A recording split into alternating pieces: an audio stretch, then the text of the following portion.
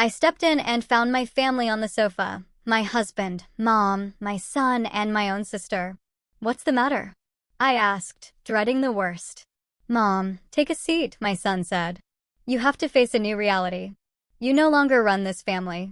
Aunt Brenda. She's the one who makes Dad happier now." I was livid. They all knew. I walked out without a word.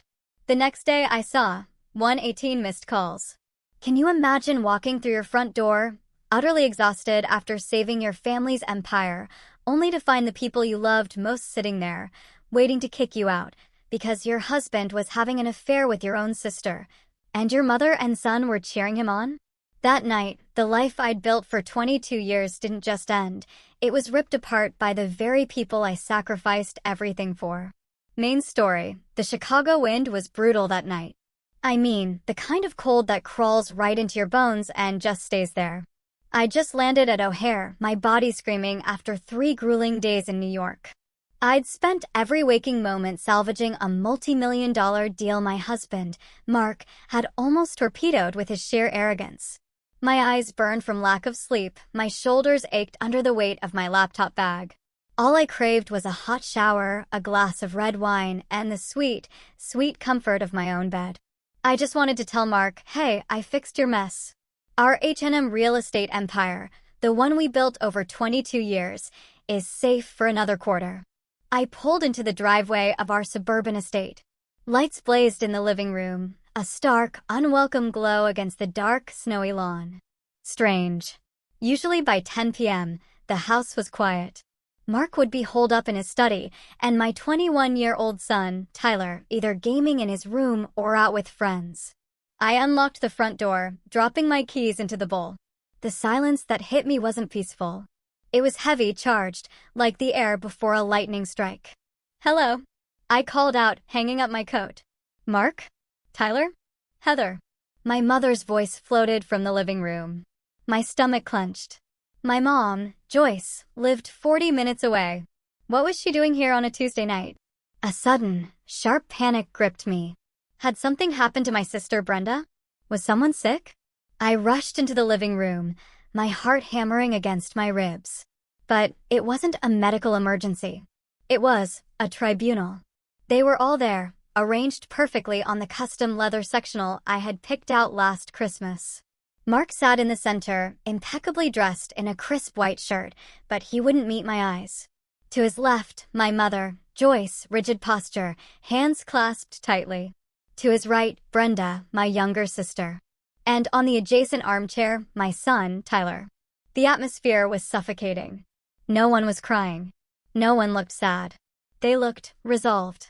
Like they'd made a decision and were just waiting for me to arrive. "What's going on?" I asked, my breath catching in my throat. "Is everyone okay, Mom?" I took a step forward, but Tyler stood up. He didn't come to hug me. He stood like a security guard blocking a doorway. He looked at me with eyes devoid of the warmth I had nurtured for 2 decades. "Mom, sit down," Tyler said. His voice was cold, deeper than I remembered, stripped of any affection. "You need to listen. And you need to not freak out." "Freak out? Tyler, you're scaring me." "What is this?" "You need to accept a new reality," he continued, reciting words that sounded rehearsed. "You're not in charge of this family anymore." I looked at Mark, desperate. "Mark, why aren't you saying anything?" He finally looked up. His handsome face, the face that had been the public image of our company for years, twisted into a look of pity mixed with pure annoyance. "It's over, Heather. The charade. It's done." "What charade?" I felt like I was drowning on dry land. "Aunt Brenda," Tyler said, gesturing to my sister. "She makes Dad happier now. Unlike you, she understands him." The world stopped spinning. I looked at Brenda, my little sister. The one whose rent I'd paid for 6 years. The one I'd hired when no one else would give her a job. She sat there, legs crossed, wearing a silk blouse that looked suspiciously like one missing from my closet. And then I saw it. Mark's hand, resting casually, possessively, on Brenda's knee. "We didn't want you to find out from a stranger," my mother, Joyce, chimed in. Her voice wasn't apologetic. It was lecturing. "We wanted to do this as a family. Heather, you have to be realistic. You've been married to your work for years. Mark is a man with needs. He needs a wife who is present, not a business partner who sleeps with her laptop. Mom, I whispered, the betrayal slicing deeper than any knife. You knew? You're condoning this. I'm supporting happiness, Joy said, lifting her chin defiantly. Brenda and Mark, they share a connection. They love each other, Heather. It's not something they planned. It just happened. You can't punish them for falling in love. I looked at Brenda. She offered a small, triumphant smile, tucked a strand of hair behind her ear, and looked down. On her finger, flashing under the recessed lighting, was a diamond ring. It wasn't new. It was my ring. The vintage Art Deco diamond Mark had given me for our 20th anniversary. The one that had mysteriously vanished from my jewelry box 6 months ago. I'd torn the house apart looking for it, crying for days. Mark had told me I was careless, that I probably lost it at the gym. That's my ring, I said, my voice trembling with a rage so pure it felt hot in my throat. It fits her better, Mark said, shrugging. It was wasted on you. You never wear jewelry anyway. We want you to move out, Tyler said, breaking the silence again. Dad is keeping the house. I'm staying here. It's better if you go. You create too much tension. My son, my baby boy who I had nursed through fevers, whose college tuition I paid for by working 80-hour weeks. He was kicking me out of the home I built. You're choosing this? I asked Tyler, tears finally stinging my eyes. You're choosing the woman who is sleeping with your father behind my back? That's your aunt, Tyler. She's not just my aunt anymore, Tyler sneered. She's the only one who actually listens to me. You just throw money at me and tell me to study. Dad and Brenda, they treat me like an adult. I looked at the 4 of them. My husband, my sister, my mother, my son. The 4 pillars of my life. And every single one of them was rotten. They weren't just breaking my heart. They were dismantling my existence with a casual cruelty that took my breath away. I felt a wave of nausea, but I swallowed it down. I wouldn't give them the satisfaction of seeing me collapse. I wouldn't scream. I wouldn't beg. I straightened my spine. I looked at Mark, locking eyes with him until he flinched and looked away. You think you've won? I said, my voice quiet but deadly steady. You think you can just rewrite history because you're bored and selfish? Don't make a scene. Heather, Brenda said, her voice sickly sweet. Let's be mature about this divorce. Divorce? I let out a short, dry laugh. Oh, you have no idea what's coming. Don't threaten me, Mark snapped, his arrogance returning. I've already spoken to legal. You're out. The prenup, the company bylaws. I have it all covered. Walk out that door, Heather. If you stay, I'll have security remove you from my property. Your property? I looked around the room. I picked every tile in this house. I paid for every brick. And now you're trespassing, Tyler said. That was it. The final severing. I looked at my son one last time, memorizing the face of the stranger he had become. Okay, I said. I turned around. I didn't take my coat off. I didn't pick up my keys from the bowl. I had my spare set in my pocket. I walked to the door. Where are you going? Joyce called out, sudden anxiety spiking her voice. Heather, we need to discuss the settlement. Mark has a generous offer if you sign tonight. I didn't answer. I opened the heavy oak door and stepped out into the freezing Chicago night. The wind hit my face, drying the tears before they could fall. I got into my car, the engine roaring to life in the silence of the driveway. As I backed out, I saw them through the window. They were already pouring champagne. They were celebrating my erasure. I drove into the darkness, my hands gripping the steering wheel so hard my knuckles turned white. I didn't know where I was going, but I knew one thing for certain. The Heather they knew, the doormat, the provider, the fixer, had died in that living room. And the woman driving away was someone they should be very, very afraid of. I drove for an hour, the city lights of Chicago blurring into streaks of red and gold. My mind was a chaotic storm of images, Brenda's smirk, the ring on her finger, Tyler's cold stare. But underneath the shock, a primal instinct was kicking in, survival. I needed gas. The fuel light had been blinking since I left the airport, but I was too anxious to get home to stop. Now, on a desolate stretch of highway, I pulled into a 24-hour gas station. My hands were shaking as I stepped out into the biting cold. I slid my credit card, the platinum card linked to our joint account, the one I used for everything, into the pump. The screen blinked red, declined. See cashier. I frowned. Impossible. The credit limit was $50,000, and I'd paid the bill in full 3 days ago. I tried again. Declined. A cold pit formed in my stomach, heavier than the betrayal I had just witnessed. I reached into my wallet and pulled out my personal debit card, the one linked to my checking account where my salary was deposited. I walked inside. The attendant, a bored teenager with headphones around his neck, didn't even look up as I placed a bottle of water and a pack of gum on the counter. I swiped the debit card. It didn't go through, he mumbled, popping his gum. Try it again, I said, my voice tight. There's money in there. He sighed and ran it again. Declined, lady. Insufficient funds or card locked. You got cash. I stood there, paralyzed under the harsh fluorescent lights. My banking app. I needed to check my app. My fingers fumbled with my phone as I logged in. Access denied. User authentication failed. Please contact your branch. I tried the business account. Access denied. I tried the joint savings. Access denied.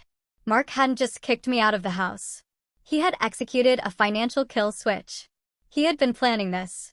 You don't lock out a co-owner from business and personal accounts instantly unless you've laid the groundwork with the bank days in advance. He wanted me destitute. He wanted me stranded in the middle of the night with no resources, so I would crawl back and sign whatever generous offer Joyce had mentioned. I dug through my purse, past the useless plastic to the small zipper pocket at the bottom. I found 3 crumbled $20 bills and a handful of quarters. $60. That was my net worth right now. I paid for 5 gallons of gas and the water with cash. I got back in my car, shivering, not just from the cold, but from the terrifying realization of my vulnerability. I couldn't go to a hotel. I didn't have a credit card for the deposit. I couldn't go to my mother's house. I certainly couldn't go to Brenda's. I drove until I found a motel with a flickering neon sign that read vacancy. One of those places where truckers slept for a few hours. The kind of place where the sheets smell like stale smoke and regret. Cash up front, the night manager said through bulletproof glass. $50 for the night. I handed over $50 of my remaining $60. He slid a key across the tray. Room 12. The room was freezing. The heater rattled and coughed out air that smelled like burnt dust. I sat on the edge of the sagging mattress, still in my expensive business suit, my coat wrapped around me. I looked at my phone. The screen was lit up with notifications. Not apologies. Not, please come back. 118 missed calls. Mostly from a number I recognized, Mark's personal attorney, a shark named Robert Vance. And then the emails started pinging. Subject: Dissolution of Marriage Settlement Agreement. Subject: Urgent NDA required. Subject: Notice of Termination, H&M Real Estate. I opened the termination notice first. It was a PDF attached to an email from the HR director.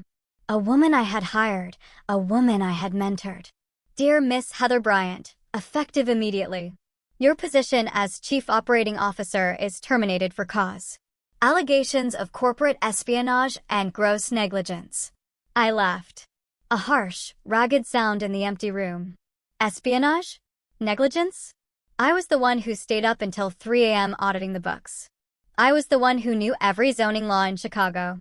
Mark couldn't even convert a PDF without asking me for help. And then a text message came through. It was from Tyler. My thumb hovered over the screen, a tiny, foolish part of me hoping he had snuck away, that he was sorry. Mom, don't make this hard. Dad says he'll cut off my tuition and trust fund if you fight the divorce. He promised me the VP spot next year if I stick with him. You always told me to be ambitious. I'm just doing what you taught me. Please understand. I dropped the phone onto the bed like it was burning hot. That was the final erasure. Mark hadn't just taken my money and my job.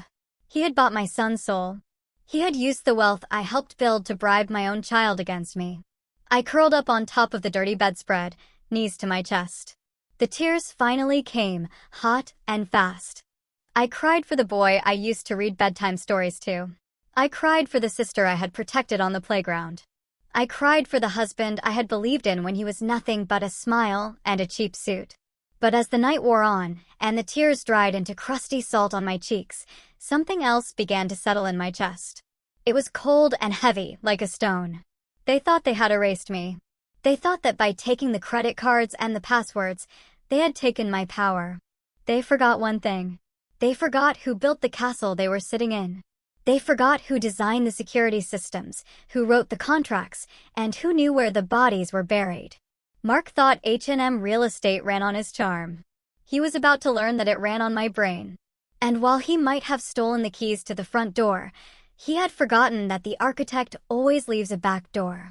I stared at the water stain on the ceiling, waiting for the sun to rise. I wasn't Heather the wife anymore. I wasn't Heather the mother. I was Heather the architect.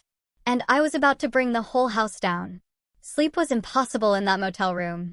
The traffic noise from the interstate was a constant drone, but it was the noise in my head that kept me awake. Memories, sharp and jagged, played on a loop. To understand why I was lying on a dirty mattress with $10 in my pocket, I had to go back. I had to look at the foundation of my life and realize it had been cracked from the very beginning. I grew up in a small town in Ohio, the older of 2 daughters.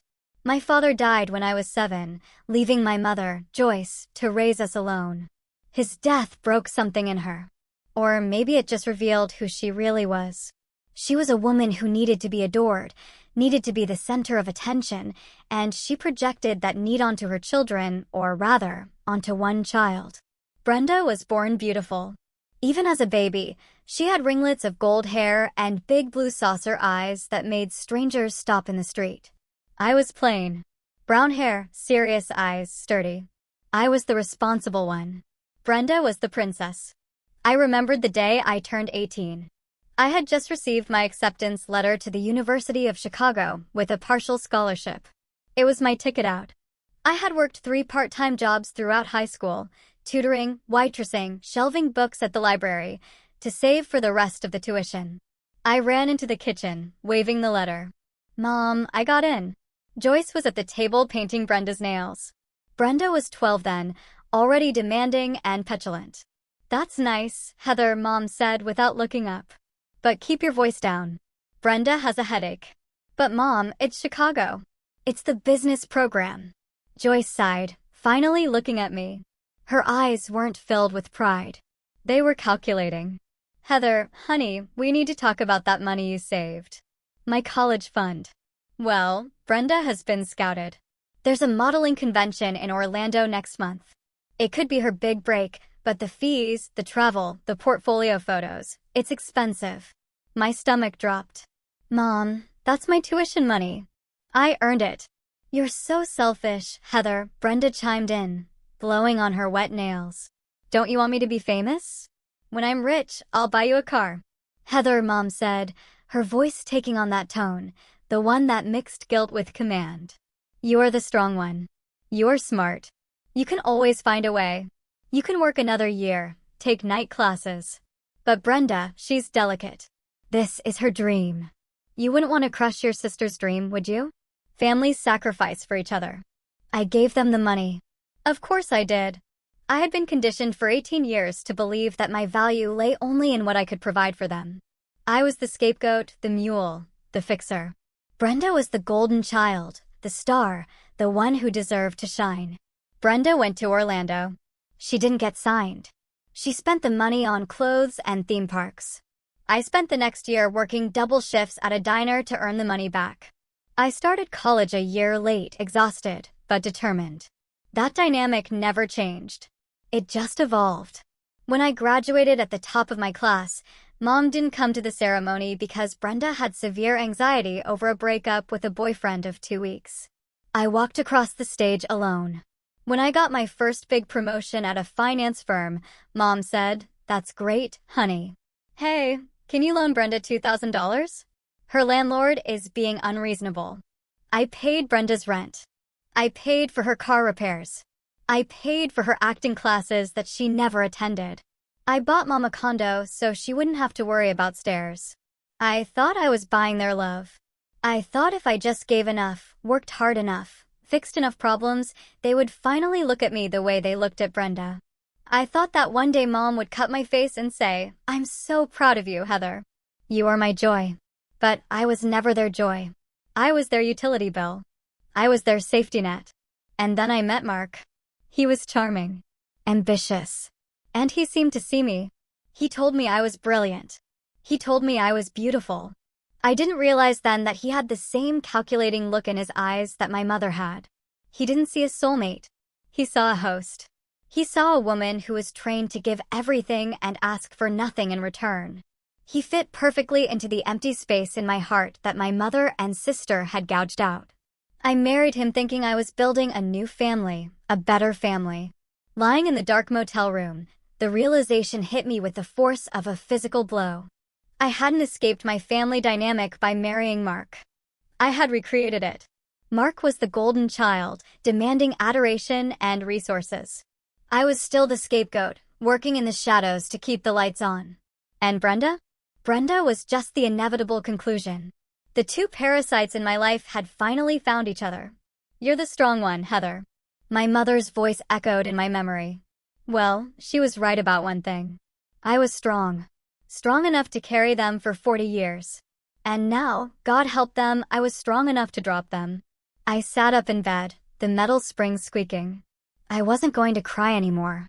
The sadness was gone, replaced by a cold, clinical clarity. They wanted the delicate Brenda. They wanted the dreamer Mark. Fine, they could have each other. But they couldn't have my money. They couldn't have my company. I reached for my laptop bag. It was time to stop being the daughter who sacrificed. It was time to be the CEO who liquidated bad assets. The morning sun filtered through the dirty curtains of the motel room, casting long, dusty shadows across the floor. I opened my laptop. Thankfully, I had a portable Wi-Fi hotspot in my bag, a habit from years of traveling for work.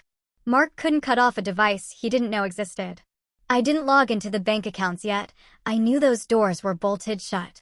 Instead, I opened a file named HNM_archive_01. To understand how I was going to destroy Mark, you have to understand how I built him. I met Mark 22 years ago at a real estate networking mixer in downtown Chicago. He was 29, wearing a suit that didn't quite fit, holding a glass of cheap wine, and holding court with a group of investors. He was electric. He had a smile that could sell ice to an Eskimo, a laugh that made you feel like you were the funniest person in the room. I was 25, a junior analyst at a top firm, standing in the corner clutching my binder of market research. I watched him work the room. He was charismatic, yes, but I could hear what he was saying. He was spouting buzzwords, making promises about returns that were mathematically impossible. He cornered me by the buffet. "You look like you're analyzing the structural integrity of the shrimp cocktail," he joked. I didn't smile. "I'm analyzing your pitch to those investors. You're promising a 15% cap rate on a property in a declining district. You're going to lose their money." He blinked, surprised. Then he laughed. "Okay, you caught me. I'm an idea man, not a numbers guy. I need someone who understands the boring stuff. The boring stuff is what keeps." Rise. I wasn't Heather the wife anymore. I wasn't Heather the mother. I was Heather the architect. And I was about to bring the whole house down. Sleep was impossible in that motel room. The traffic noise from the interstate was a constant drone, but it was the noise in my head that kept me awake. Memories, sharp and jagged, played on a loop. To understand why I was lying on a dirty mattress with $10 in my pocket, I had to go back. I had to look at the foundation of my life and realize it had been cracked from the very beginning. I grew up in a small town in Ohio, the older of two daughters. My father died when I was 7, leaving my mother, Joyce, to raise us alone. His death broke something in her. Or maybe it just revealed who she really was. She was a woman who needed to be adored, needed to be the center of attention, and she projected that need onto her children, or rather, onto one child. Brenda was born beautiful. Even as a baby, she had ringlets of gold hair and big blue saucer eyes that made strangers stop in the street. I was plain. Brown hair, serious eyes, sturdy. I was the responsible one. Brenda was the princess. I remembered the day I turned 18. I had just received my acceptance letter to the University of Chicago with a partial scholarship. It was my ticket out. I had worked 3 part-time jobs throughout high school, tutoring, waitressing, shelving books at the library, to save for the rest of the tuition. I ran into the kitchen, waving the letter. Mom, I got in. Joyce was at the table painting Brenda's nails. Brenda was 12 then, already demanding and petulant. That's nice, Heather, Mom said without looking up. But keep your voice down. Brenda has a headache. But Mom, it's Chicago. It's the business program. Joyce sighed, finally looking at me. Her eyes weren't filled with pride. They were calculating. Heather, honey, we need to talk about that money you saved. My college fund. Well, Brenda has been scouted. There's a modeling convention in Orlando next month. It could be her big break, but the fees, the travel, the portfolio photos, it's expensive. My stomach dropped. Mom, that's my tuition money. I earned it. You're so selfish, Heather, Brenda chimed in, blowing on her wet nails. Don't you want me to be famous? When I'm rich, I'll buy you a car. Heather, Mom said, her voice taking on that tone, the one that mixed guilt with command. You're the strong one. You're smart. You can always find a way. You can work another year, take night classes. But Brenda, she's delicate. This is her dream. You wouldn't want to crush your sister's dream, would you? Families sacrifice for each other. I gave them the money. Of course I did. I had been conditioned for 18 years to believe that my value lay only in what I could provide for them. I was the scapegoat, the mule, the fixer. Brenda was the golden child, the star, the one who deserved to shine. Brenda went to Orlando. She didn't get signed. She spent the money on clothes and theme parks. I spent the next year working double shifts at a diner to earn the money back. I started college a year late, exhausted, but determined. That dynamic never changed. It just evolved. When I graduated at the top of my class, Mom didn't come to the ceremony because Brenda had severe anxiety over a breakup with a boyfriend of 2 weeks. I walked across the stage alone. When I got my first big promotion at a finance firm, Mom said, "That's great, honey. Hey, can you loan Brenda $2,000? Her landlord is being unreasonable." I paid Brenda's rent. I paid for her car repairs. I paid for her acting classes that she never attended. I bought Mom a condo so she wouldn't have to worry about stairs. I thought I was buying their love. I thought if I just gave enough, worked hard enough, fixed enough problems, they would finally look at me the way they looked at Brenda. I thought that one day Mom would cut my face and say, "I'm so proud of you, Heather. You are my joy." But I was never their joy. I was their utility bill. I was their safety net. And then I met Mark. He was charming, ambitious, and he seemed to see me. He told me I was brilliant. He told me I was beautiful. I didn't realize then that he had the same calculating look in his eyes that my mother had. He didn't see a soulmate. He saw a host. He saw a woman who was trained to give everything and ask for nothing in return. He fit perfectly into the empty space in my heart that my mother and sister had gouged out. I married him thinking I was building a new family, a better family. Lying in the dark motel room, the realization hit me with the force of a physical blow. I hadn't escaped my family dynamic by marrying Mark. I had recreated it. Mark was the golden child, demanding adoration and resources. I was still the scapegoat, working in the shadows to keep the lights on. And Brenda? Brenda was just the inevitable conclusion. The two parasites in my life had finally found each other. "You're the strong one, Heather." My mother's voice echoed in my memory. Well, she was right about one thing. I was strong. Strong enough to carry them for 40 years. And now, God help them, I was strong enough to drop them. I sat up in bed, the metal springs squeaking. I wasn't going to cry anymore. The sadness was gone, replaced by a cold, clinical clarity. They wanted the delicate Brenda. They wanted the dreamer Mark. Fine, they could have each other. But they couldn't have my money. They couldn't have my company. I reached for my laptop bag. It was time to stop being the daughter who sacrificed. It was time to be the CEO who liquidated bad assets. The morning sun filtered through the dirty curtains of the motel room, casting long, dusty shadows across the floor. I opened my laptop. Thankfully, I had a portable Wi-Fi hotspot in my bag, a habit from years of traveling for work. Mark couldn't cut off a device he didn't know existed. I didn't log into the bank accounts yet. I knew those doors were bolted shut. Instead, I opened a file named HNM_archive_01. To understand how I was going to destroy Mark, you have to understand how I built him. I met Mark 22 years ago at a real estate networking mixer in downtown Chicago. He was 29, wearing a suit that didn't quite fit, holding a glass of cheap wine, and holding court with a group of investors. He was electric. He had a smile that could sell ice to an Eskimo, a laugh that made you feel like you were the funniest person in the room. I was 25, a junior analyst at a top firm, standing in the corner clutching my binder of market research.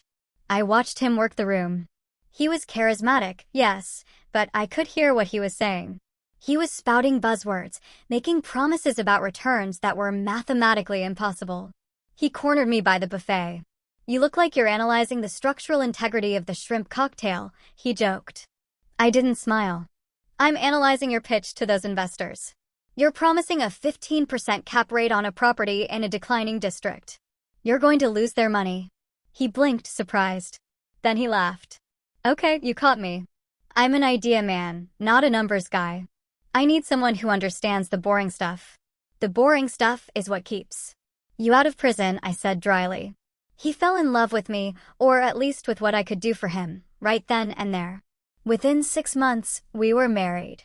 Within a year, we started H&M Real Estate. The division of labor was established immediately. Mark was the face. He was the CEO. He took the client meetings, played golf with the developers, and gave the interviews to the business journals. He loved the spotlight.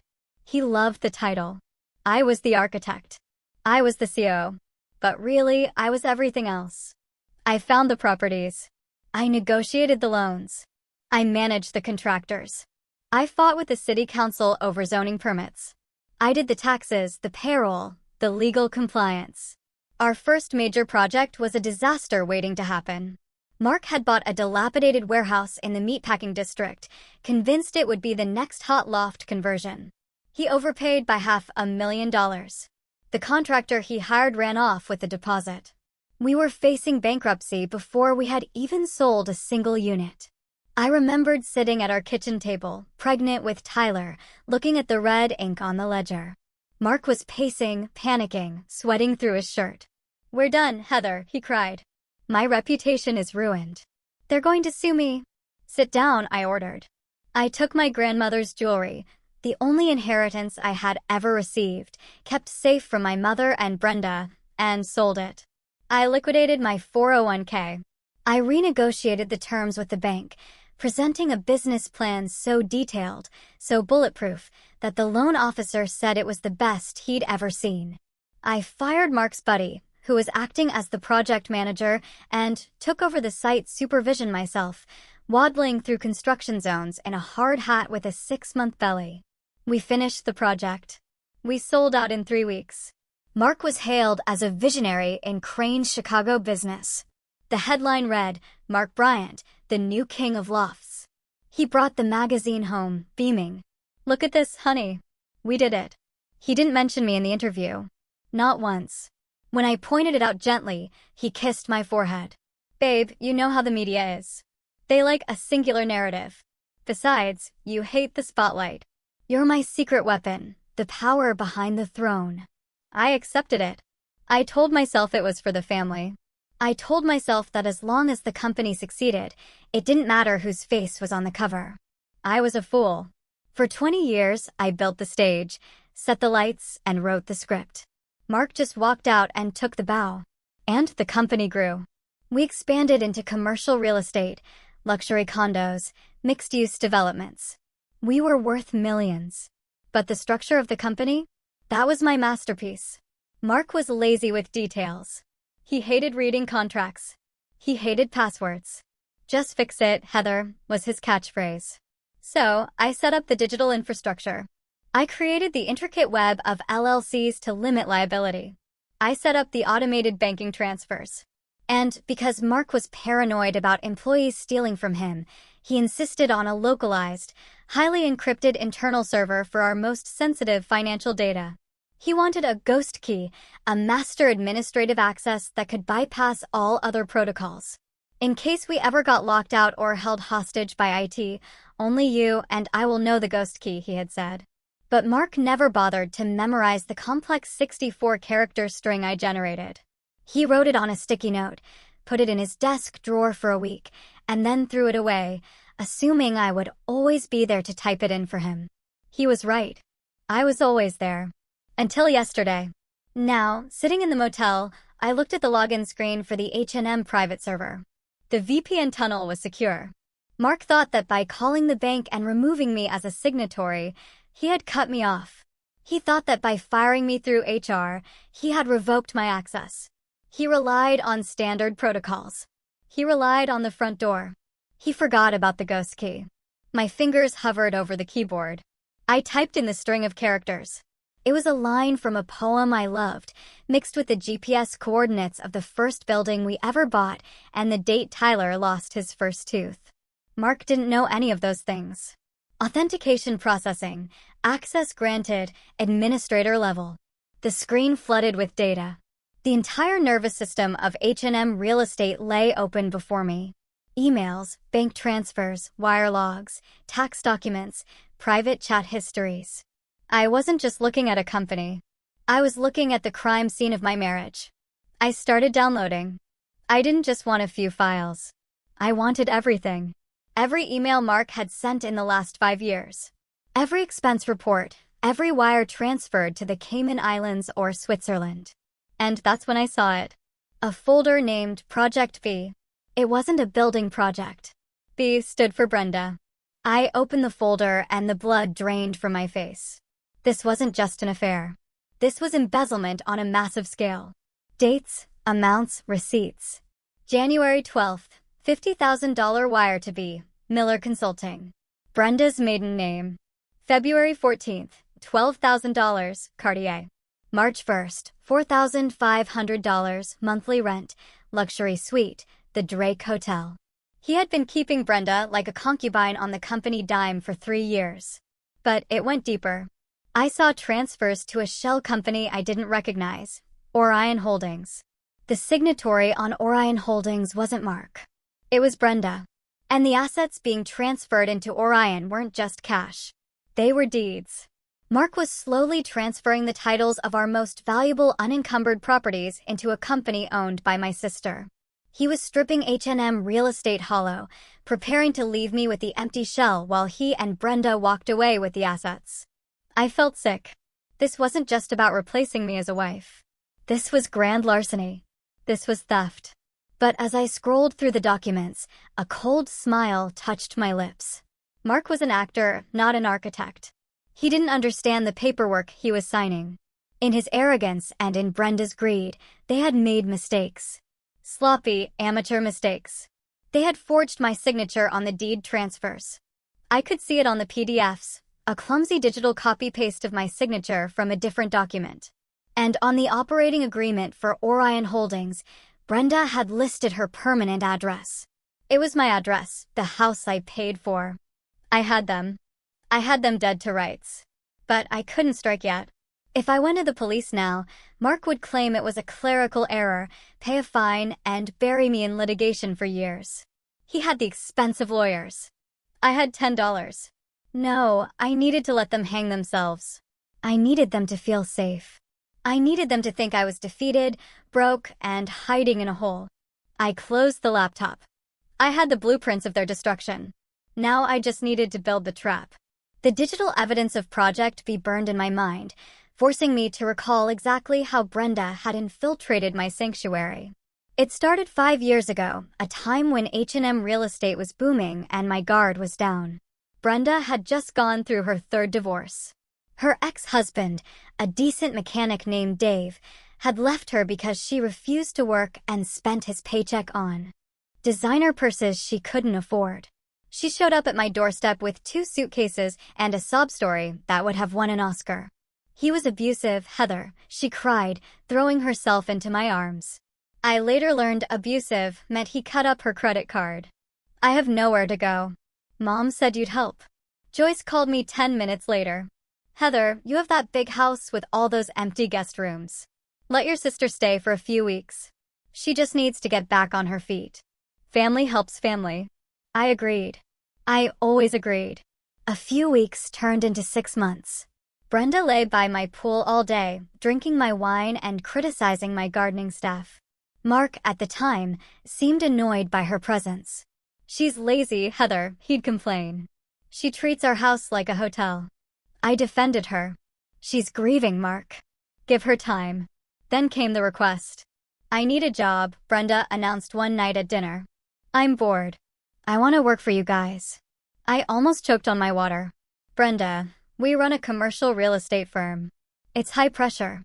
What skills do you have for this? I'm good with people, she insisted. I can be. I don't know, client relations. I can plan the parties. I can talk to the investors.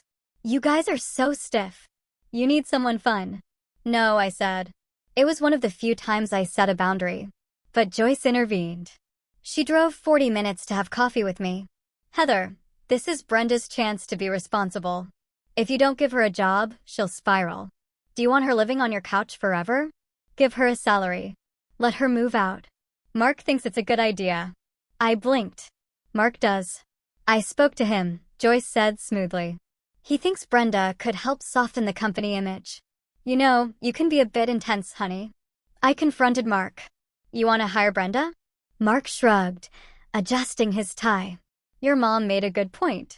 We need someone to handle the social stuff, the galas, the charity events. You hate that stuff. Let her do it. Pay her an assistant salary. Get her out of the house. It's a win-win. I relented.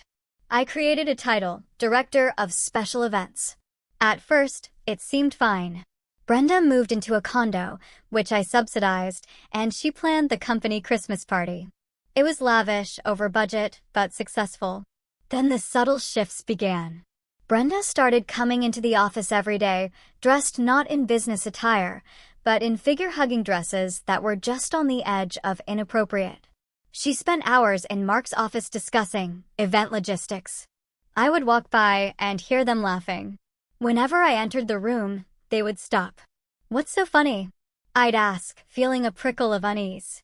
Just a joke about a client, Brenda would say, smiling that saccharine smile. You wouldn't get it, Heather. It's an inside joke. She started joining us for business lunches. Then she started replacing me at them. Heather, you stay and finish the quarterly projections, Mark would say. Brenda and I will take the developers to the steakhouse. You know you hate small talk. And I did hate small talk. I loved the work, so I let them go. I stayed in the office, eating a salad at my desk, crunching numbers, ensuring our profit margins were healthy, while my husband and my sister drank martinis and laughed at my expense. I noticed changes in Mark. He started dressing younger. He bought a Porsche he didn't need. He started staying out late for networking. When I expressed concern, Joyce gaslit me to oblivion. You're being paranoid, Heather, she scolded. You should be happy Mark and Brenda get along. Most men hate their in-laws. It's a blessing. Don't ruin it with your jealousy. It's unbecoming. Jealousy. She made me feel like a crazy, insecure shrew. Now, looking at the Project B folder on my laptop, I saw the reality. The networking dinners were dates. The business trips to Miami were vacations. And the consulting fees paid to Brenda were actually her allowance for being his mistress. The snake hadn't just slithered into the grass. I had opened the gate, invited her in, and fed her warm milk. And the worst part? My mother had held the gate open. Joyce had brokered this. She had pushed Brenda onto Mark, knowing exactly what Brenda was capable of. She wanted Brenda to have the life I had built. Because in her twisted mind, Brenda deserved the kingdom, and I was just the builder meant to construct it and move on. I slammed my hand against the cheap motel desk. The pain was grounding. Okay, I whispered to the empty room. You want to play the fun, irresponsible game? Let's see how fun it is when the architect pulls the load-bearing wall. I spent the next 6 hours in a trance of forensic accounting. The ghost key gave me access to everything, but I had to be careful. If I made any changes, if I altered any files, The system logs might alert the IT director, a man named Steve, who used to be loyal to me, but was now undoubtedly answering to Mark. So, I became a ghost. I copied. I downloaded. I took screenshots. I traced the money flow. It was worse than I thought. H&M Real Estate was bleeding. To fund their lifestyle and the transfers to Brenda's shell company, Mark had stopped paying the vendors. We were 3 months behind on payments to the construction crews for the new downtown high-rise. We were in default on the interest payments for 2 major loans. Mark was robbing Peter to pay Brenda. The company, my life's work, was a house of cards. If the creditors found out, we would be insolvent in 30 days. But then I found something that made me sit up straight. It was an email chain between Mark and a private investigator named Vance Investigations. The timestamp was from 2 years ago.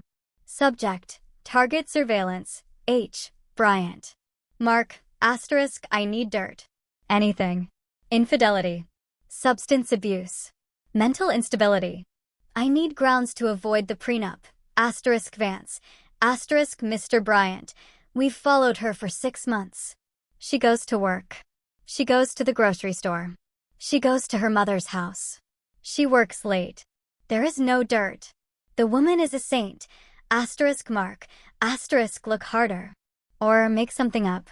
I can't afford to give her half. Asterisk my breath caught in my throat. 2 years. He had been planning to discard me for 2 years, but he couldn't find a way to do it without losing money. And then a more recent email, dated 1 week ago. Mark, asterisk forget the dirt. We're going with a mental breakdown angle. Her family will testify. Her mother and sister are on board. We'll claim she's overworked, paranoid, unfit to lead. We'll force a vote of no confidence with the board. Once she's out, we trigger the buyout clause at the lowest valuation. Asterisk Joyce. Asterisk I can testify that she's been erratic lately. Very emotional. I'm worried about her, Mark. We need to do what's best for the company. Asterisk I stared at the screen, tears of rage blurring my vision. My mother, my own mother, was co-conspiring to frame me as mentally unstable so her golden child could steal my husband and my money. Erratic, I whispered. I'll show you erratic. I dug deeper. I needed leverage. Evidence of fraud was good, but it would take time to prove in court. I needed something immediate, something that would terrify Mark. I found it in the tax returns. Last year, to secure a massive loan from a private equity firm, Mark had inflated the occupancy rates of our commercial properties. He had falsified tenant leases. He had physically forged signatures of tenants who didn't exist. This wasn't just civil fraud. This was bank fraud. This was federal prison time. And the loan documents? They were signed by Mark Bryant, CEO. My signature wasn't on them. I had been out of town for my aunt's funeral that week, a funeral Brenda missed, and Mark had said he would handle the paperwork. He had signed his own death warrant, and he didn't even know it. I copied the loan documents. I copied the fake leases. I created a dossier that was a nuclear bomb. I checked the clock. It was 2 p.m. I had been working for 12 hours straight. I was hungry, unwashed, and running on adrenaline. I needed a burner phone. I couldn't use my cell. They were probably tracking it or getting the logs. I went to the convenience store across the street, buying a cheap prepaid phone with cash. Back in the room, I sat on the bed and stared at the new phone. Who could I call? My friends? Most of them were couple friends, shared with Mark. They would likely side with the charming Mark or stay neutral. My family? Obviously not. My employees? Too risky. I needed someone powerful, someone who hated Mark, someone who had the resources to fight a war. A name popped into my head. Arthur Sterling. Arthur was a billionaire real estate tycoon in Chicago. Old money ruthless, but principled. 3 years ago, Mark had outbid Arthur for a prime piece of land on the riverfront. Mark had won by bribing a city zoning official to reclassify the land, a move I had fiercely opposed, but Mark had done behind my back. Arthur had suspected foul play. He had publicly called Mark a snake in a cheap suit. Mark had laughed it off, but Arthur had never forgotten. If I went to Arthur Sterling with proof of Mark's fraud, specifically the fraud that screwed Arthur out of that land deal, it was a Hail Mary. Arthur might just laugh at me. He might throw me out. But he was the only person in Chicago with enough power to shield me from Mark's legal team. I dialed the number for Sterling Enterprises. I knew it by heart. I had stared at it enough times when we were rivals. Sterling Enterprises, Executive Office. A crisp voice answered. I need to speak to Mr. Sterling immediately. Mr. Sterling is in meetings. May I ask what this is regarding? Tell him it's Heather Bryant. Tell him I know how Mark Bryant got the riverfront zoning permit, and tell him I have the emails. There was a pause. Hold, please. 30 seconds later, a gruff, deep voice came on the line. Mrs. Bryant, to what do I owe the pleasure? Is your husband sending you to gloat? My husband just fired me, emptied my bank accounts, and moved his mistress into my house, I said, my voice steady. I'm not here to gloat, Mr. Sterling. I'm here to burn him to the ground. And I thought you might want to bring the marshmallows. Silence. Then a low chuckle. I'm listening. Before I went to meet Arthur Sterling, there was one more wound I had to cauterize. One file I had been avoiding in the H&M database, the Tyler Trust. Tyler was my soft spot, my Achilles heel. I had shielded him from Mark's narcissism his whole life. When Mark forgot Tyler's birthday, I bought the gift and signed Mark's name. When Mark missed Tyler's soccer games, I told Tyler that Dad was working hard for our future. I had raised him to believe his father was a hero, covering up the reality that his father was a neglectful egoist. I realized now that was my greatest mistake. I had protected Tyler from the truth, and in doing so, I had allowed Mark to buy his loyalty with lies. I opened the trust fund documents. Mark had recently modified the terms. Originally, the trust was set to pay out at age 25, contingent on college graduation. The new terms, dated 2 weeks ago, immediate access to a $200,000 cash disbursement, transfer of title to a 2023 Porsche 911. And the correspondence attached. Tyler, Dad, Mom is going to flip if I drop out next semester. Mark, * Mom isn't going to be in charge much longer. Ty. She treats you like a kid. I treat you like a man. You want the car? You want the cash? You just have to back me up when the time comes. You have to tell the lawyers that Mom has been acting crazy, that she's unstable. * Tyler, she has been kind of stressed lately. Mark, * exactly. She's losing it. We need to protect the company. If you stick with me, I'll make you VP of Acquisitions next year. No degree needed. You can learn on the job like I did. * Tyler, * VP? Seriously? Okay, I'm in. What do I need to do? * I read the words and my heart didn't just break. It shattered into dust. VP of Acquisitions? Tyler was failing intro to economics. He spent his weekends playing video games and sleeping until noon. He wasn't qualified to run a lemonade stand, let alone a department in a multi-million-dollar firm. Mark was setting him up for failure, stroking his ego to use him as a pawn against me. And Tyler, my sweet boy, he had sold his mother for a Porsche and a title he didn't earn. I remembered the text he sent me last night. Dad says he'll cut off my tuition. He wasn't worried about tuition. He was worried about the easy money. I pulled up Tyler's credit card statement, the one I paid. Liquor store, nightclub, online gambling, nightclub, strip club. He was spiraling. And instead of parenting him, Mark was funding the spiral to buy an ally. I picked up my burner phone. I hesitated. This was my son. But the boy who sat on that couch and told me to accept reality wasn't the boy I raised. He was a creation of his father. If I continued to cushion his fall, I would lose him forever to Mark's world of corruption and shallowness. The only way to save him, to truly save him, was to let him crash. I drafted a text. I didn't send it yet. I just wrote it, staring at the cursor. Tyler, I saw the emails. I saw the car. You chose the easy path, but the easy path is a trap. When your father is done using you, he will discard you, just like he did me. I love you enough to let you learn this the hard way. Good luck, Mr. Vice President. I saved the draft. I wiped my eyes. I navigated to the payroll system. I removed Tyler from the intern payroll he had been on for 3 years, despite never coming into the office. I couldn't touch the trust. Mark controlled that now. But I could touch the health insurance. Tyler was on my policy. The policy I paid for personally. Remove dependent, Tyler Bryant. Reason: no longer a full-time student. It was petty. It was small.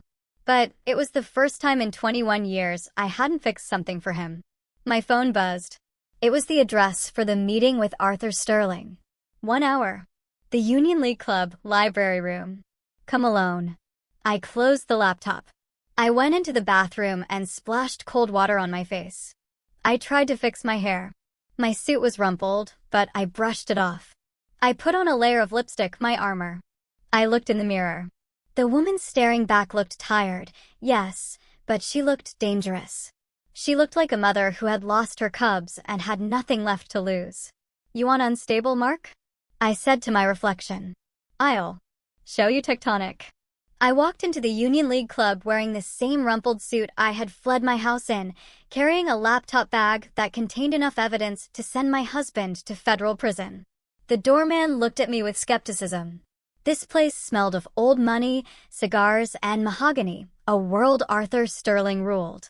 I found him in the library room, sitting in a leather-winged back chair, reading the Financial Times. He was 65, with silver hair and eyes like polished flint. He didn't stand up when I approached.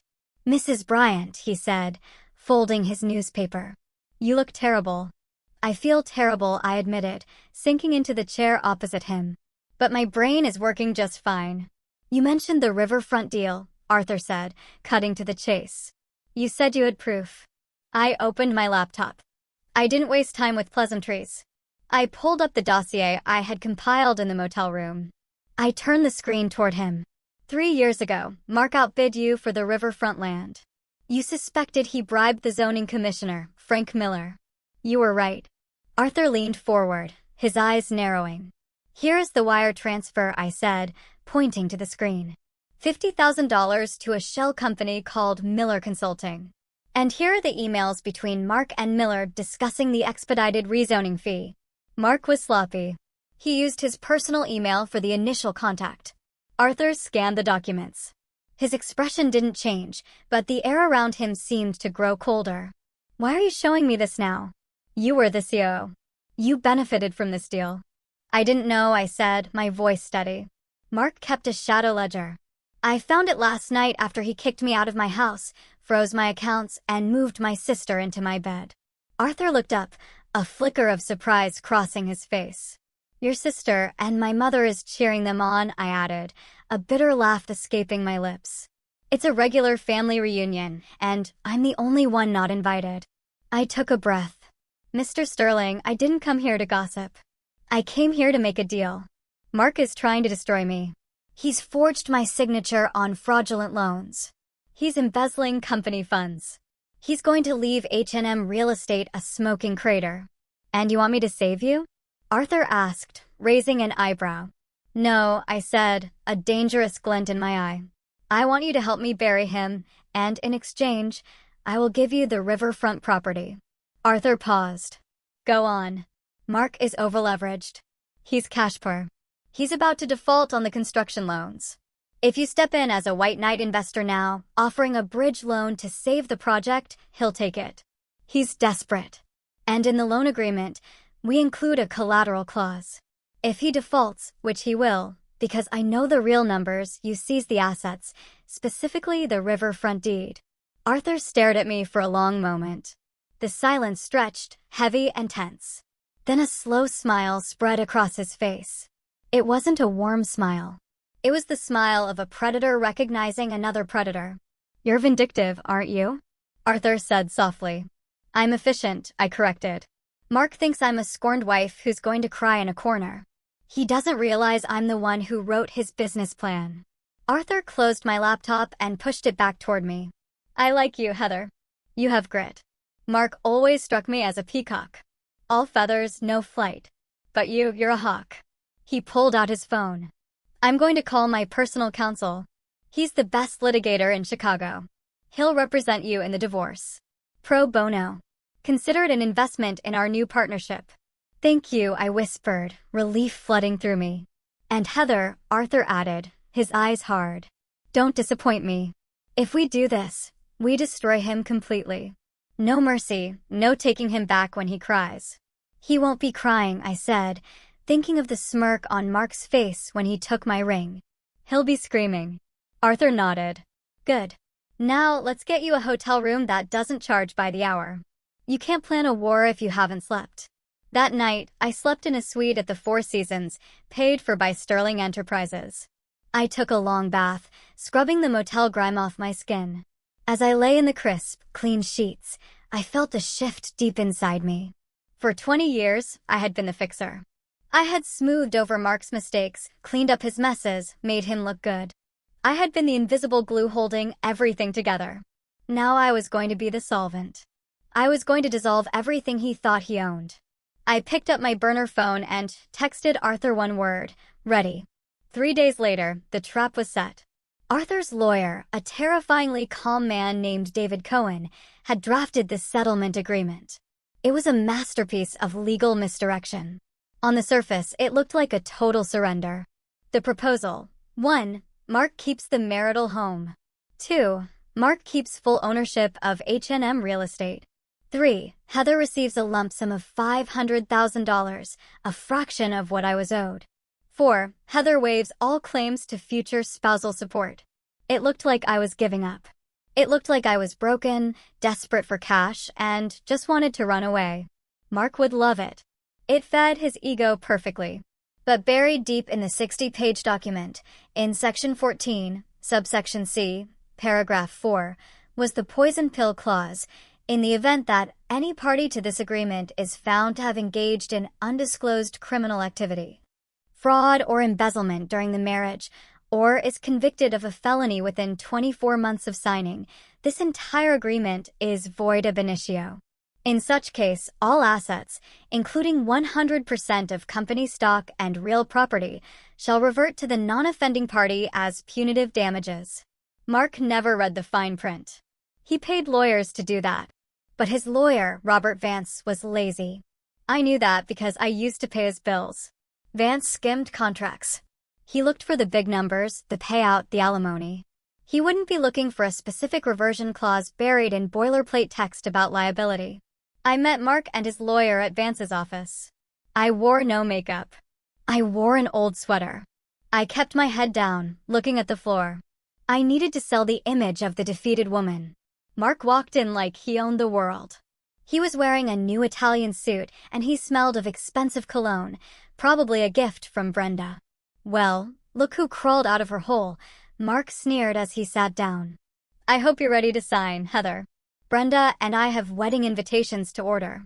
Just give me the check, I said, my voice trembling. I just want to leave, Mark. I can't. I can't fight you anymore. Mark laughed, glancing at Vance. See? I told you she'd fold. She doesn't have the stomach for this. Vance slid the papers across the table. Standard agreement, Heather. You walk away with $500,000. Clean break. Just sign here, here, and here. I picked up the pen. My hand shook, partially acting, partially pure adrenaline. What about Tyler? I asked softly. Tyler is staying with me, Mark said, leaning back in his chair. He's my VP now. We're going to build an empire together without your constant nagging. I felt a sharp pain in my chest, but I swallowed it. Okay, I said. Take care of him. Just sign the damn papers, Heather. I signed. I put my name on the line that would seemingly strip me of 20 years of hard work. Then Mark signed. He did it with a flourish, a big arrogant loop. Done, Vance said, closing the folder. The check will be wired to your account tomorrow. Mark stood up and buttoned his jacket. He looked down at me with a smirk that made my skin crawl. You know, Heather, you should thank me. You were always too uptight for this life. Go move to a farm or something. Find a nice librarian. Goodbye, Mark, I whispered. As I walked to the elevator, I heard Mark laughing with Vance. That was easier than I thought. She didn't even ask for the beach house. The elevator doors closed, cutting off his laughter. I leaned against the metal wall and let out a long breath. He had signed. The poison pill was active. Now all I had to do was prove the fraud, and I already had the evidence. I just needed the right stage to present it. And what better stage than the wedding? Mark and Brenda had announced their date. It was in 3 weeks. A rush wedding, they called it. They wanted to be legitimized before the spring gala season. 3 weeks. That was my timeline. I walked out of the building and into Arthur's waiting town car. Did he sign? Arthur asked from the back seat. He signed, I said, a genuine smile finally breaking through. He thinks he bought my silence for $500,000. He just signed over his entire life. Arthur handed me a glass of sparkling water. To the architect. To the demolition, I replied. The next 3 weeks were a study in masochism. I had to stay invisible while Mark and Brenda paraded their victory all over Chicago. I rented a small, nondescript apartment on the north side, using my maiden name. I spent my days with Arthur's forensic accountants, building the case file. We were turning the raw data I had stolen into a legal sledgehammer. Every night, I tortured myself by checking social media. Brenda's Instagram was a vomit of luxury. A photo of a new Mercedes convertible. Hubby-to-be spoils me. #blessed #new beginnings. A photo of my dining room, redecorated with tacky gold wallpaper. Out with the old, in with the glam. Finally making this house a home. That hurt. Seeing her erase my touch from the home I built. But the most painful posts came from my mother. Joyce posted a photo of the 3 of them, Mark, Brenda, and herself, raising champagne flutes at a tasting menu dinner. Caption: finally, a family that knows how to enjoy life. So proud of my beautiful daughter Brenda and my wonderful son-in-law Mark. True love always wins. True love. She had sold her eldest daughter for a seat at a fancy table. And Tyler. Tyler was silent on social media, but I saw the credit card alerts on the secondary accounts I still monitored, the ones Mark hadn't found yet. Liquor World, for $100. Club Inferno, $1,200. Bail Bondsman, $500. My son was spiraling. Mark wasn't parenting him, he was enabling him. I wanted to rush in and save him, but Arthur stopped me. You can't save someone who doesn't want to be saved, Heather, Arthur told me gently. He chose his side. Let him see what that side really looks like when the lights go out. I knew he was right, but it felt like cutting off a limb. Meanwhile, the company was rotting from the inside. My spies, Sarah in accounting and Jim in project management, fed me daily updates. Mark hasn't been in the office past 2 p.m. in weeks, Sarah texted. He's letting Brenda plan the rebranding of the company. She wants to change the logo to pink and gold. Pink and gold, Heather, for a commercial real estate firm. The contractors are threatening to walk off the job at the Highland site, Jim reported. Mark told them the check is in the mail. It's not. He used the construction draw to pay for the wedding venue. Let it burn, I told them. Just document everything. Save every email where he tells you to delay payments. The wedding was going to be at the Palmer House Hilton, the Grand Ballroom. It was the most expensive venue in the city. Brenda had invited 300 guests, investors, politicians, local celebrities. They wanted to cement their status as the new power couple of Chicago. They wanted an audience. Good, I thought, looking at the invitation Sarah had smuggled out for me. They want a show? I'll give them a show.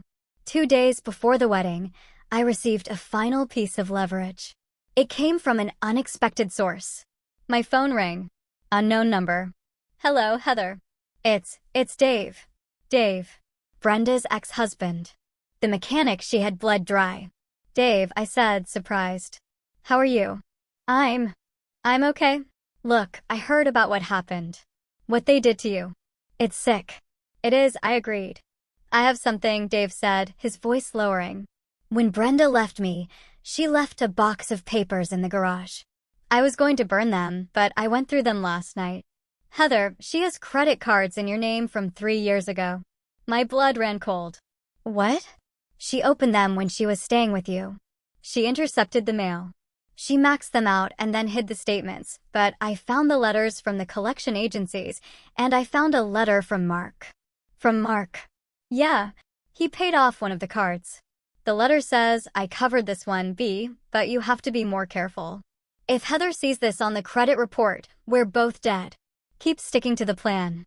2 more years and we take it all. 2 more years. The timeline matched perfectly. Mark had been conspiring with my sister to steal my identity and my money while I was feeding her and giving her a job. Dave, I said, my voice shaking. Can you bring me that box? I'm on my way, he said. When Dave handed me that box, I felt the final lock click into place. This wasn't just fraud. This was a conspiracy. Predatory, calculated, and evil. I looked at the letter in Mark's handwriting. 2 more years and we take it all. I put the letter in my safe. Thank you, Dave, I said. Give him hell, Heather, he said, a grim smile on his face. Oh, I plan to, I replied. I plan to give them the whole inferno. The day before the wedding, I did something dangerous. I went to see Tyler. I knew I shouldn't. Arthur advised against it, but I was a mother first and a vengeful ex-wife second. I needed to give him one last chance to step off the sinking ship. I waited outside his new penthouse apartment, the one Mark had bought with company funds. At 11 a.m., Tyler stumbled out, looking hungover. He was wearing designer sunglasses and a hoodie that cost more than my first car. Tyler, I called out. He jumped, spinning around. When he saw me, his face hardened. Mom, what are you doing here? You're stalking me now. I'm not stalking you. I'm trying to save you. I don't need saving, he spat, walking toward his Porsche. I'm doing great. Dad just put me in charge of the South Side portfolio. Tyler, listen to me, I said, stepping in his path. Your father is lying to you. The company is bankrupt. He's stealing money to pay for this lifestyle. He's using you as a shield. When the feds come, and they are coming, your name is on the documents. Tyler laughed. It was a hollow, brittle sound. You're just jealous. You're jealous because Dad is winning and you're nobody. You're living in some dump, right? Dad told me. I'm living in reality, I said, my voice urgent. Tyler, please don't go to the wedding tomorrow. Just call in sick. Go stay with your friends. Just don't be there standing next to him when it happens. When what happens, he challenged. You going to crash it? You going to make a scene? God, you're pathetic, Mom. Dad said you'd try to ruin it. He calls me pathetic? I felt the anger rising, but I pushed it down. Tyler, look at me. I raised you. I know you. You're not this person. You're kind. You're smart. You're not a thief. I'm not a thief, he shouted, his face turning red. I'm a businessman like Dad. Dad is a fraud. I shouted back. And Brenda is a parasite. And if you stay with them, you're going down with them. Tyler glared at me. Then he pulled out his phone. I'm calling security. Get away from me.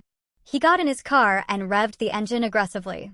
As he peeled out of the parking lot, he rolled down the window and yelled, Don't come tomorrow, Mom. Nobody wants you there. You're the past. I watched him drive away, my heart breaking all over again. But this time, the break was cleaner. I had tried. I had extended the hand. He had slapped it away. Now he was on his own. I drove back to my apartment. Arthur was waiting for me with the final preparations. How did it go? He asked, though he clearly knew the answer from my face. He's gone, I said flatly. He's fully brainwashed. Then he learns the hard way, Arthur said. Are you ready for tomorrow? Yes. We have the projector access codes.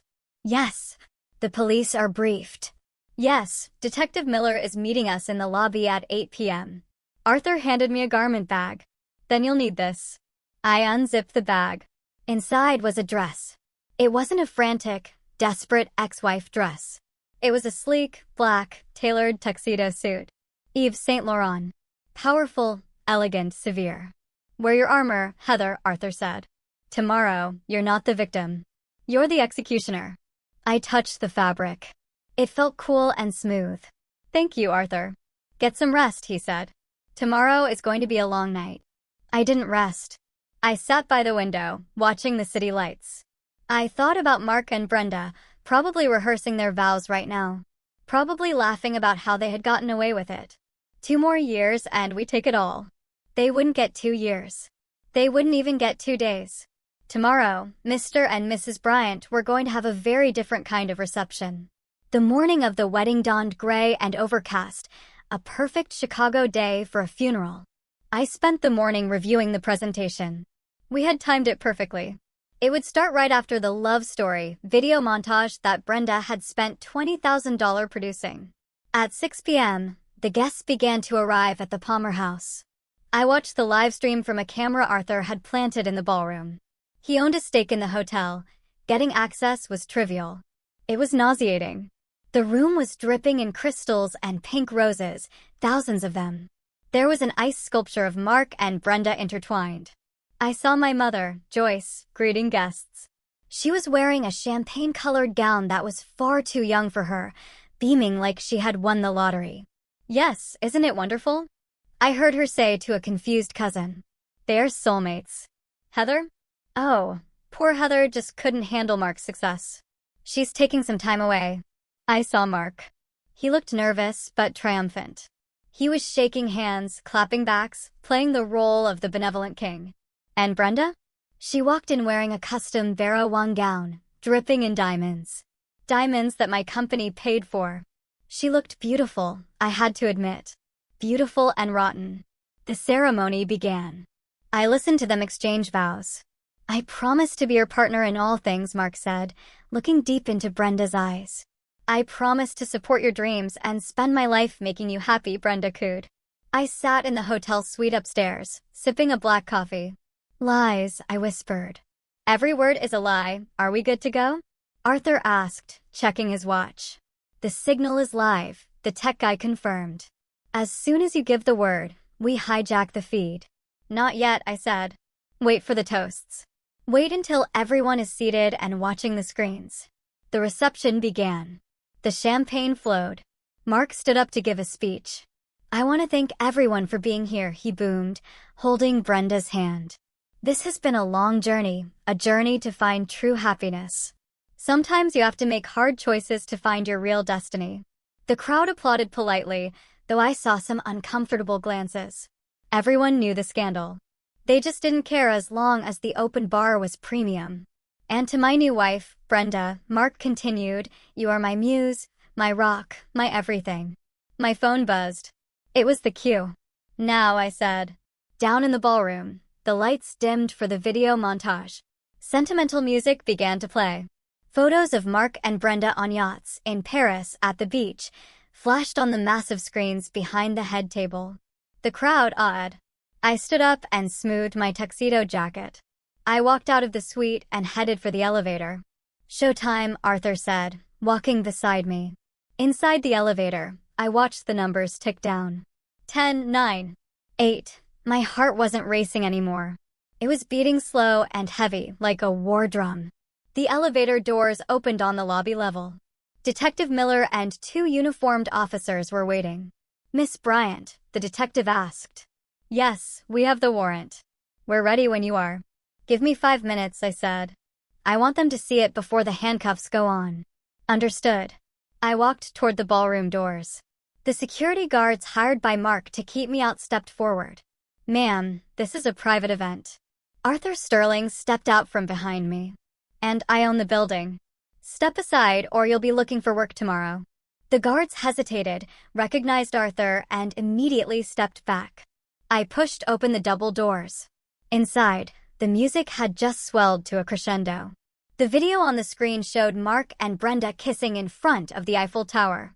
And then the screen flickered. The music cut out with a screech of feedback. The room went silent. On the massive screens, the romantic image vanished. In its place, a stark white spreadsheet appeared. Red numbers. And then a document. A credit card statement. Name, Brenda Miller. Address, 124, Oak Lane, my house. Purchase, Cartier diamond ring, $25,000, paid by H&M corporate account. A murmur rippled through the crowd. "What is that?" Brenda shrieked, standing up. "Mark, fix it. Cut the feed." "Mark," he yelled at the AV booth. "Turn it off." But the tech guy in the booth was ours. He didn't turn it off. He turned up the volume. And then my voice, pre-recorded, boomed over the speakers. "Hello, Mark. Hello, Brenda. You wanted a family gathering. You wanted everyone to witness your union. Well, let's show them what this union is really built on." All heads turned, not to the screen, but to the back of the room. I walked in. The silence in the grand ballroom was absolute. 300 people turned in their chairs to look at me. I walked down the center aisle, my heels clicking rhythmically on the marble floor. The black tuxedo suit made me look like a shadow against the sea of pink flowers.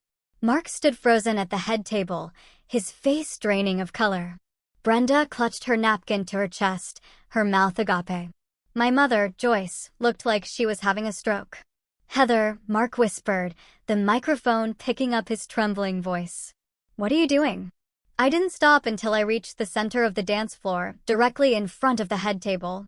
I looked up at them, the people who had been my world, now just small, frightened figures on a stage. I'm here to give a toast, I said, my voice projecting clearly without a microphone. I held up a remote control. I clicked it. The screen behind them changed again. This time it was the email chain between Mark and the private investigator. Mark, asterisk look harder or make something up. I can't afford to give her half. Asterisk, the crowd gasped. I saw investors. Men Mark respected, men he needed, leaning in, whispering furiously. Turn it off. Mark screamed, lunging toward the DJ booth. Security, get her out of here. Sit down, Mark. Arthur Sterling's voice boomed from the doorway. Unless you want to add assault to your list of felonies. Mark froze. He saw Arthur. He saw the police officers waiting in the shadows of the exit. This is fake. Brenda yelled, tears streaming down her perfectly made-up face. She's jealous. She hacked the system. She's crazy. Crazy? I clicked the remote again. A new document appeared. The forged loan application for the Riverfront project. The one with my signature clumsily pasted over the line. Is forgery crazy, Brenda?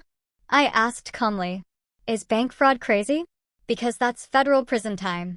And guess whose name is on the shell companies receiving the stolen funds? I clicked again.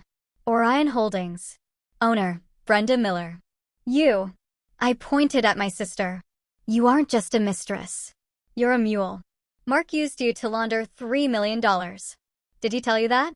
Did he tell you that when the IRS comes looking, they're coming for your signature? Brenda looked at Mark, her eyes wide with horror. Mark, you said it was tax optimization. You said it was legal. Shut up, Brenda.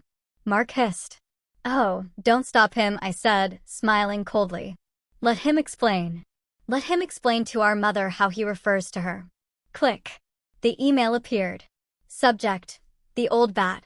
Mark, just write Joyce another check from the slush fund. The old bat is greedy. As long as we pay for her condo, she'll keep Heather in the dark. She'd sell her own daughter for a renovation budget. Joyce let out a sound that was half wail, half choked sob. She stood up, her hands shaking so hard she knocked over her champagne glass. Mark, she croaked. You called me that? After everything I did for you. I sided with you. I betrayed my own child for you. And look what it got you, Mom, I said, looking at her with pity, a seat at a wedding that's about to become a crime scene. Mark looked around the room, his eyes wild. He saw his empire crumbling in real time. He saw the investors walking out. He saw the waiters stopping to watch. He saw the end. You signed the settlement, he shouted at me, desperate. You signed it. You waived everything. You can't touch the company. Section 14, I said simply. The poison pill. If you committed a crime, the deal is void and everything, the house, the company, the assets, reverts to me. Mark's knees gave out. He slumped back into his chair. And Tyler, I said, turning my gaze to my son, who was sitting at the end of the table, pale as a ghost. Tyler looked at me, terrified. He looked at the screen where his own text messages were now displayed. Tyler, VP. Okay, I'm in. You wanted to be a businessman, Tyler? I said softly. Well, here's your first lesson. Check the partners. I clicked the remote one last time. A video played. It was surveillance footage from the company parking lot. It showed Mark arguing with Brenda 2 days ago. Mark, on video. Once we get the money from Sterling, we dump the kid. Tyler is a liability. We leave him with the tax debt and move to Monaco. He's too stupid to notice. The ballroom went dead silent. Tyler stood up slowly. He looked at his father. The hero worship in his eyes was gone, replaced by a shattering realization. Dad, Tyler whispered. You were going to leave me? Mark stammered. Ty, no, it was. I was just stressed. It's out of context. You called me stupid, Tyler said, his voice cracking. You said I was a liability. Tyler, sit down. Mark ordered, trying to regain control. Don't listen to her. Tyler didn't sit down. He picked up his glass of champagne and threw it in Mark's face. I hate you. Tyler screamed. I hate you. Chaos erupted. Joyce was sobbing. Brenda was hyperventilating. Mark was wiping champagne off his face, looking like a drowned rat. I lowered the remote. The presentation was over. I nodded to Detective Miller. The police marched into the room. The guests parted like the Red Sea. Mark Bryant, the detective announced. You are under arrest for bank fraud, embezzlement, and forgery. Brenda Miller, he continued. You are under arrest for conspiracy and money laundering. No, Brenda shrieked as the officer grabbed her wrists. I didn't know. I'm just the girlfriend. He made me do it. Tell it to the judge, the officer said, snapping the handcuffs on. Mark didn't scream. He just stared at me. As they cuffed him, he looked me in the eye. You ruined everything, he spat. You bitter, vindictive bitch. I walked up to him. I stood so close, I could smell the fear on him. I didn't ruin anything, Mark, I said, calm as a frozen lake. I just turned on the lights. And you? You're just a cockroach who got caught. They dragged him away. The wedding guests were stunned into silence. The only sound was Joyce's weeping. I looked at the head table one last time. The cake was uncut. The flowers were perfect. The illusion was destroyed. I turned to Arthur Sterling. I think I'm done here. Brilliant, Arthur said, offering me his arm. Absolutely brilliant. As we walked out, I didn't look back at my crying mother or my devastated son. Not yet. They had made their bed. Tonight, they had to sleep in it. The days following the wedding were a media circus. The Chicago Tribune ran the story on the front page, Wedding Bell Blues, real estate tycoon arrested at altar. I didn't give interviews. I let the evidence speak for itself. I moved back into my house 3 days later. The police had cleared it as a crime scene. It was strange walking back into the rooms I had designed. Brenda's things were everywhere. Tacky clothes, cheap magazines, half-empty wine bottles. I hired a cleaning crew. Throw it all out, I told them. Everything that isn't mine. Burn the sheets. Replace the mattresses. I wanted to scrub their DNA from my life. Mark was denied bail. The judge deemed him a flight risk because of the Monaco plan caught on tape. He was sitting in Cook County Jail, trading his Italian suits for an orange jumpsuit. Brenda made bail, paid for by my mother, who had liquidated her retirement savings to get her baby out.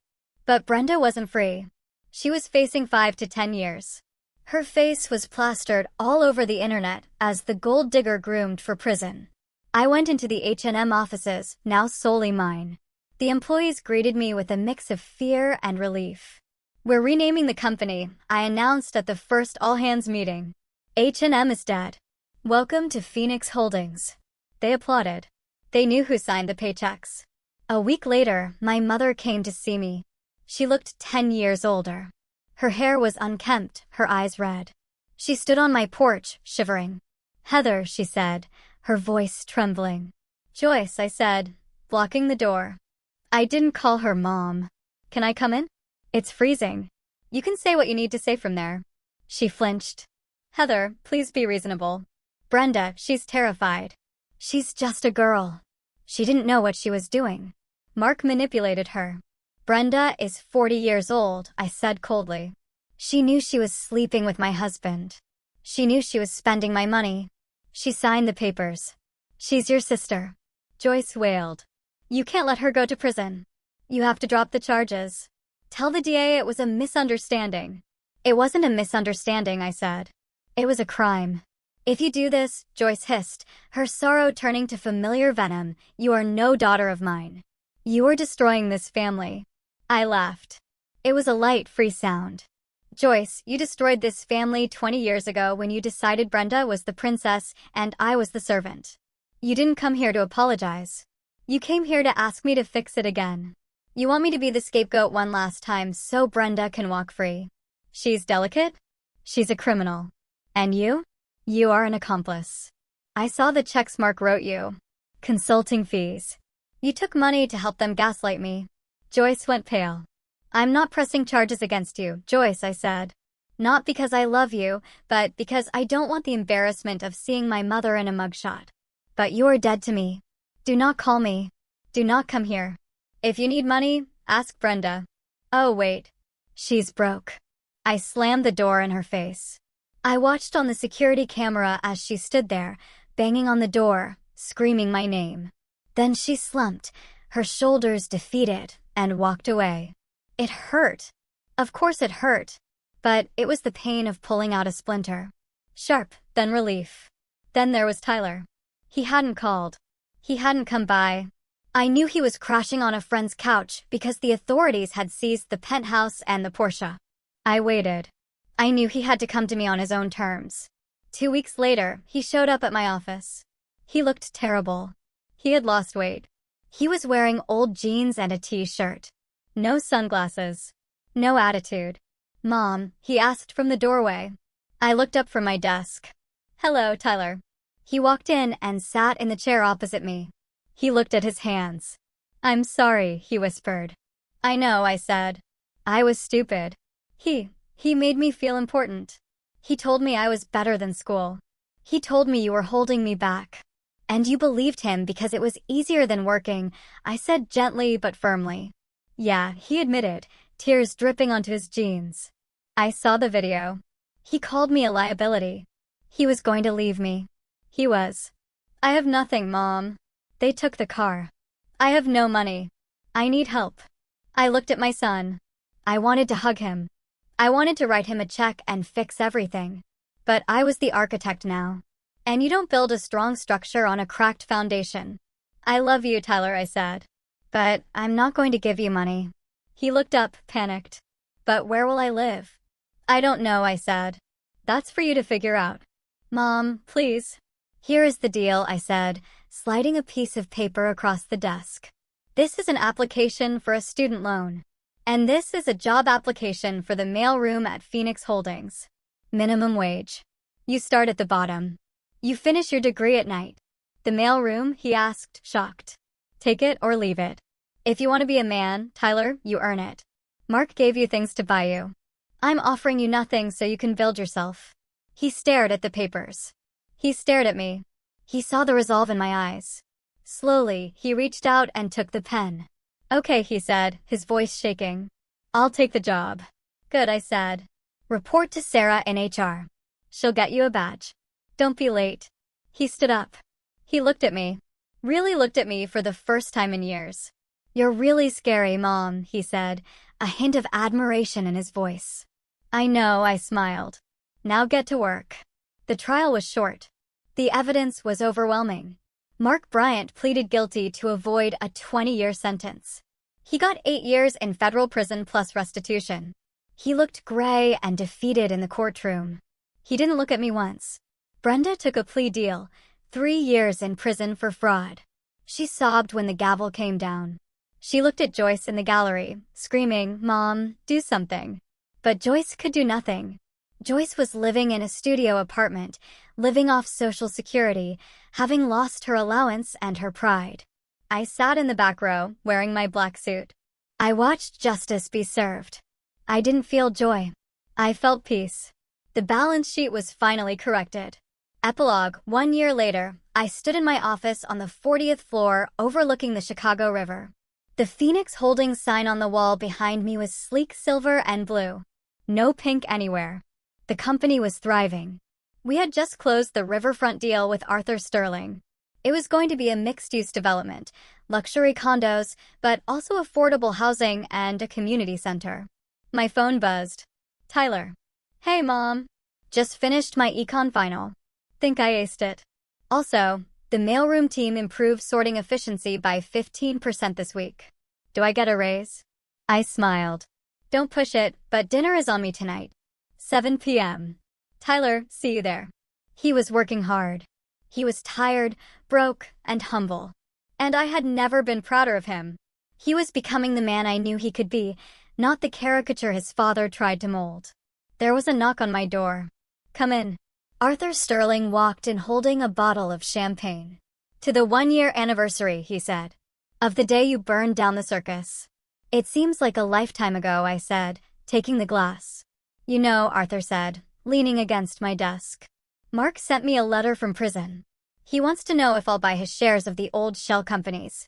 He needs money for the commissary. What did you tell him? I told him, I only do business with the CEO, and the CEO is busy building an empire.